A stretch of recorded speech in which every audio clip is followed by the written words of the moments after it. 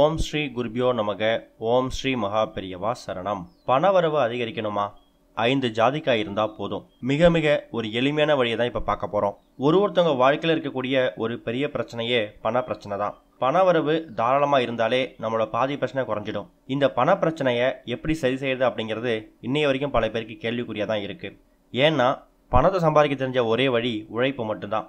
அப்படி உழைச்சும் போதிய அளவுக்கு பணவரவு கிடைக்கல, உழைப்புக்கேற்ற ஊதியம் கிடைக்கல அப்படின்னு நினைக்கிறவங்க செவ்வாய்க்கிழமைகளில் முருகப்பெருமானுக்கு உகந்த நாளாக இருக்கக்கூடிய அன்னைக்கு தினம் இந்த ஒரு பரிகாரத்தை நீங்கள் செய்யறது மூலயமா பணவரவு பல மடங்கு அதிகரிக்கும். முருகன் அப்படின்னு சொன்னாலே அவருடைய வழிபாட்டு தினம் செவ்வாய்க்கிழமை தான், எல்லாருக்கும் தெரிஞ்சது.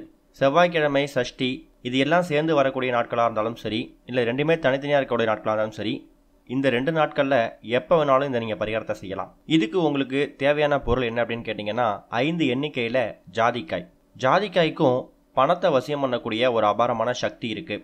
வசம்பு, பச்சை கற்பூரம், ஏலக்காய், கிராம்பு இது மாதிரி பணவசிய பொருட்களில் ஜாதிக்காய்க்கும் ஒரு முக்கியமான இடம் இருக்குது. அப்பேற்பட்ட குபேர அனுகிரகம் இருக்கக்கூடிய ஜாதிக்காயை ஒரு 5 எண்ணிக்கையில் எடுத்து ஒரு கவரில் போட்டு வச்சுடுங்க. இந்த பரிகாரத்தை செவ்வாய்க்கிழமையிலையோ இல்லை முருகப்பெருமானுக்கு உகந்த சஷ்டி திதியிலையோ நீங்கள் தாராளமாக செய்யலாம். கிருத்திகளை கூட செய்யலாம். அந்த கவரில் 5 ஜாதிக்காயை போட்டு வச்சுருக்கீங்களே, உங்கள் வீட்டில் பூஜையில் விளக்கேற்று பூஜை பண்ணும்போது முருகப்பெருமான் ஃபோட்டோ இருந்துச்சுன்னா அதுக்கு முன்னாடி கவரில் போட்டு வைத்திருக்கக்கூடிய அந்த 5 ஜாதிக்காயையும் முருகப்பெருமானோட வச்சு மனசார வேண்டிக்கோங்க. பூஜையெல்லாம் முடிச்சுட்டு இரவு சாப்பிட்டுட்டு உறங்க போகிறதுக்கு முன்னாடி பூஜை அறையிலேருந்து அந்த 5 ஜாதிக்காய் கவரில் போட்டிங்கல்ல, அதை எடுத்து உங்கள் வீட்டோட குபேர மூலையில் வச்சுடுங்க.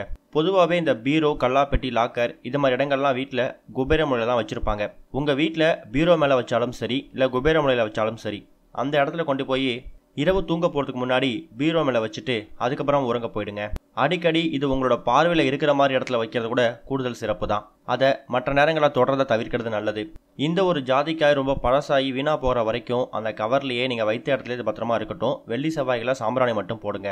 ஒருவேளை அதில் இருக்கக்கூடிய ஜாதிக்காய் வீணாக போகிற மாதிரி இருக்குது, பூச்சி பிடிக்கிற மாதிரி இருக்குது அப்படின்னா அதை கால்பட இடத்துல தண்ணியில் விட்டுட்டு மறுபடியும் முருகப்பெருமானுக்கு உகந்த ஏதாவது ஒரு சஷ்டி விரதத்துலையோ இல்லை செவ்வாய்க்கிழமைகள்லையோ கிருத்திகை அன்னைக்கோ மறுபடியும் 5 எண்ணிக்கையில் ஜாதிக்காயை ஒரு கவரில் போட்டு முருகப்பெருமான் ஃபோட்டோக்கு முன்னாடி வச்சு விளக்கேற்றி பூஜை பண்ணிவிட்டு அதுக்கப்புறமா இரவு தூங்க போகிறதுக்கு முன்னாடி மறுபடியும் எந்த இடத்துல எடுத்தீங்களோ அதே இடத்துல மறுபடியும் புதிதாக வைத்திருக்கக்கூடிய அந்த ஜாதிக்காயை வச்சுட்டு படுத்துருங்க.